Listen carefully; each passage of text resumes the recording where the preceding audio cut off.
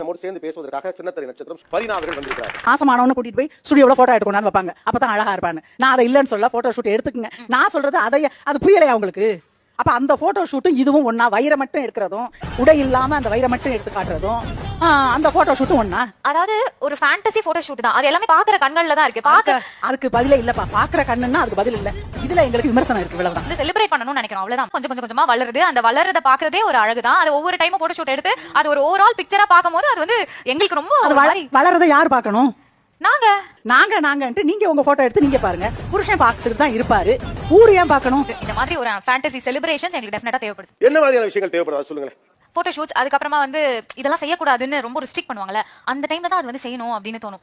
ரொம்ப டிராவல் பண்ணாது அப்படின்னா அந்த டைம்ல தான் 6 months இருக்கும்போது பண்ணேன். 3 months you try to say that pregnancy is normal. அந்த மாதிரி yeah, it is absolutely normal. It is a phase.